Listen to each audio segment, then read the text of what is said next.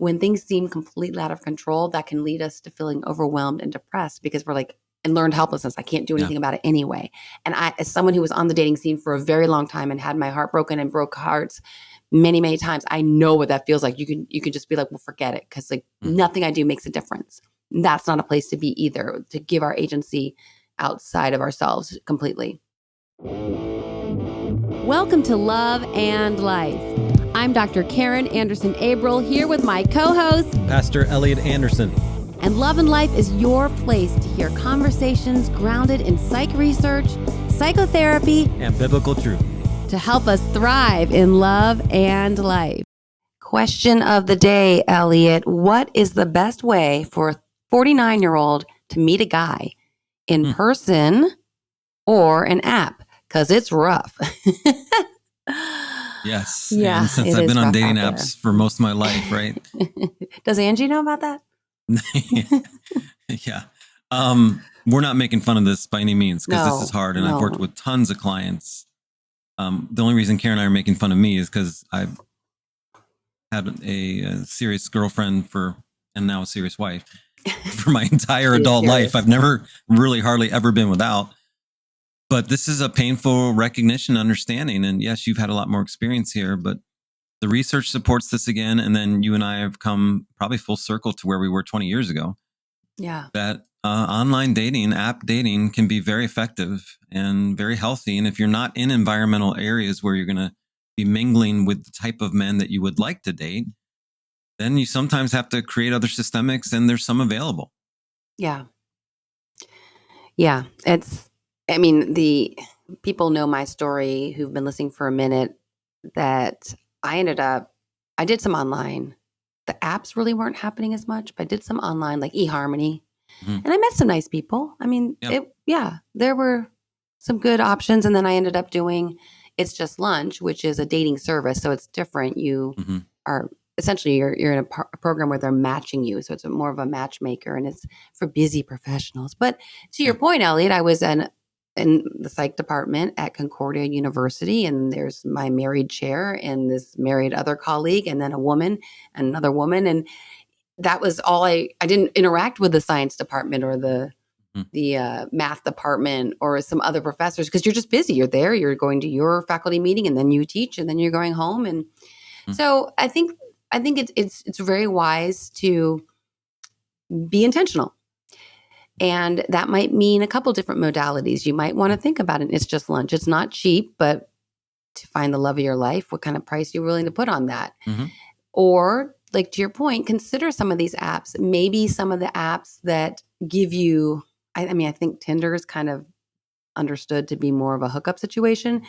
I know Hinge was successful for our niece and her husband. And some of those or a Christian Mingle, where there'd be ones where you would already have weeded out some of the people that wouldn't be a good fit so that you're not spending hours and hours and hours online. And I do want to refer listeners to Dr. Dwayna Welch, who's one of our frequent guests on the podcast. And she met her husband on an app, and her approach was she was playful with it, because another thing I hear so often from people, it feels like work. And you're doom scrolling, and you can scroll, and you see 100 guys in 10 minutes, and you're like, not even one of them looked like remotely a good fit for me.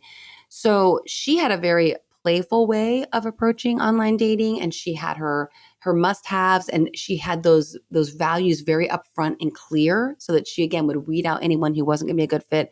And she met her husband very quickly and I can't remember which app it was, but that's episode 169 of Love and Life for anyone who wants some more brass tacks from someone who's been there. Because again, admittedly, Elliott nor I have done a lot. I don't think the apps were even, the Tinder came out, I think I'd just gotten married. So it wasn't something that I experienced either. A few years ago, I started having trouble falling asleep, and I started taking melatonin because I thought it was a natural way to try to relax myself, calm myself down, and go to sleep. But it turns out that as a hormone supplement, melatonin can disrupt our other hormones, and we can build up an immunity to it. So when we started partnering with the wellness company, I was super excited to try their melatonin-free sleep aid called Restful Sleep. It includes passion flower, chamomile, valerian root, among other herbs and natural ways to help calm us down and get us ready to go to bed. I've been using it for a couple months now, and restful sleep helps my mind and body quiet themselves and ease into sleep. If you've ever had insomnia, you know how brutal it is. The wellness company's Restful Sleep can help. Head over to twc.health/lovelife and enter promo code LOVELIFE at checkout for 15% off your entire order. That's twc.health/lovelife and promo code LOVELIFE for 15% off your entire order. Yeah, and I think I often recommend to clients to do the work. Yes, it's work to create your platform or create your profile, even if you only do the free month start, because it's going to help you clarify for yourself, who am I? And to be able to define that in a way that communicate that to people in a broader context. And then what are you really looking for? So I think there can be some real value in at least going through the process. And then if you feel like it's too stressful and it's frustrating, then get off. But I think there's still some value in at least doing that work to clarify and get the value-centered movements. That's what you and I would talk about, right? We got to link value to value first. And I know the men are more visual, so there's going to be a much more highly who's attracted to me, who's not. It doesn't mean that females don't care about that, but there's going to be a little different scenario there. And then to not get caught objectifying so much based on the visual or based on one little sentence you read that you don't give some opportunities a shot. So maybe you do get matched, but you see one line and the way they phrase that line and you're like, I don't think they're the right one for me. I'm like, you don't know. You could have easily been asked out by someone at a bar or a nightclub or an event or a wedding, and you would know way less about them. And you're just going off a vibe or an energy. Right. So now if you have a particular line where you're like, I don't know how I like what they said about, shoes or whatever it would be. And then you just kind of look for ways to block it and to remove it as an option rather than taking a look at the option and giving it a shot. Because that fear, again, we get locked into fears about the rejection, about it not going well. And that is understandable because I'm sure it can be tiring to have so many first dates or second dates and then realize, this isn't going to be the one. Yeah. But to be open enough, if you have that sense of urgency, be open enough to walk through a couple and see. Yeah. And I know what that feels like to be like, are you kidding me? Another first date. And that feels like a job interview and you're asking each other the same questions and it's exhausting. So much empathy. And I can say that in the truest sense of empathy, having been there and felt that, and also experienced that, well, if this is something that I want, which I do need to put some effort in some way. And I would add it to your weekly schedule, almost like anything that you value. Again, getting back to values, as always, any goal that you have, you're going to put some momentum behind it and maybe give yourself a time limit so that you're not on it so long that then all of a sudden you're like, there's 2 hours of my life gone and I'm no closer to meeting my person. Give yourself some parameters and try to see it as anything else. Like if you were trying to lose 10 pounds, you would have that structured into your week when you're going to exercise, when you're going to shop at some place that's going to give you healthier food. So all these kinds of things, and try to see it as just, again, any kind of putting practice behind your desires so that it doesn't feel so out of your control, because part of it is out of your control. Some of the timing is out of your control, but you want to take control of what you can. And we know from locus of control in psych research that when things seem completely out of control, that can lead us to feeling overwhelmed and depressed because we're like, and learned helplessness. I can't do anything about it anyway. And I, as someone who was on the dating scene for a very long time and had my heart broken and broke hearts many, many times, I know what that feels like. You can just be like, well, forget it. Cause like nothing I do makes a difference. That's not a place to be either, to give our agency outside of ourselves completely.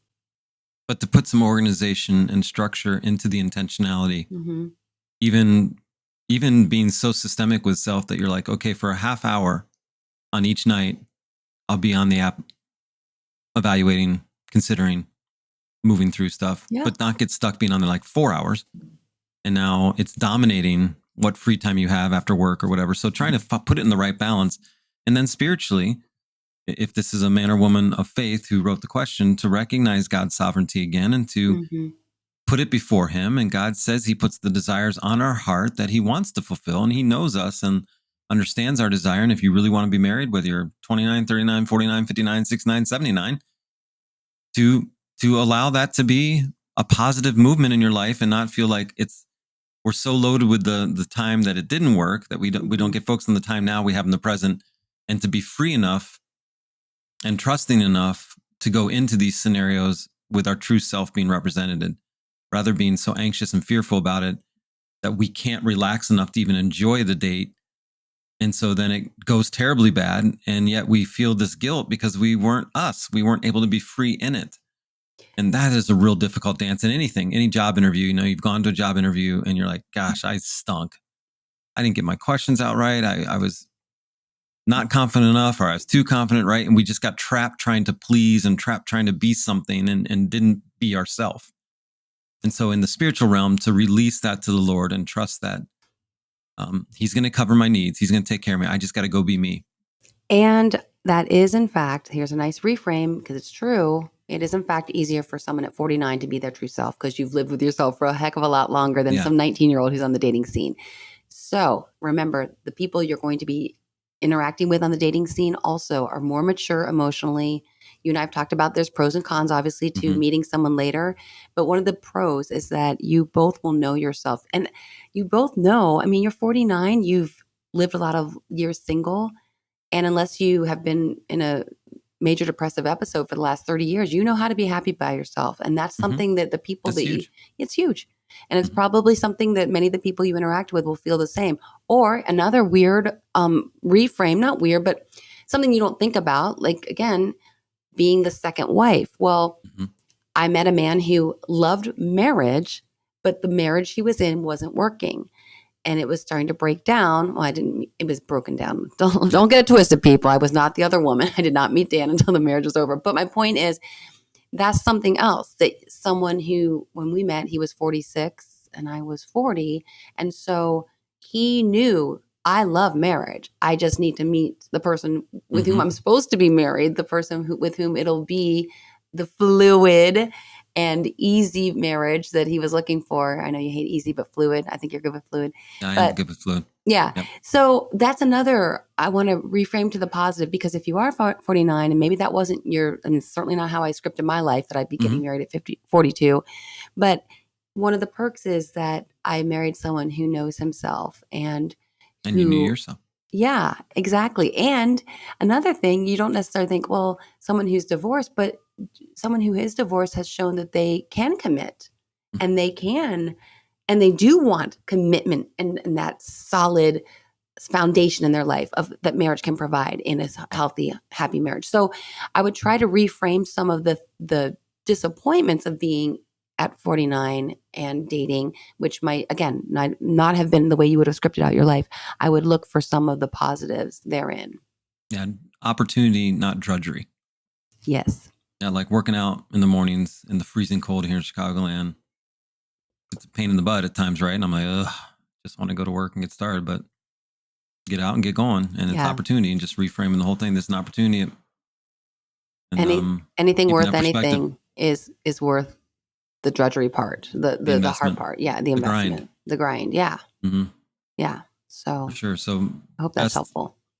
Supportive, intentional movements for this listener and the writer of the question. I'll pray this one out because I've been there, done that. All right, Lord, we thank you for the fact that no matter where our life has gone, that you are sovereign, and that even when things have been frustrating for years and years and years, and deep desires, and I know that the desire for partnership is from you, because Adam was around for 1 second before you made Eve. So you are the author and originator of couples and marriage, and you want that for your children who want that. And so we just pray that there would be hope and faith and opportunities on the horizon for this woman and for all our listeners who are looking for love and believing for it, and give them that faith and that peace that passes understanding, even in the midst of the elements of this that can feel very scary and feel very lonely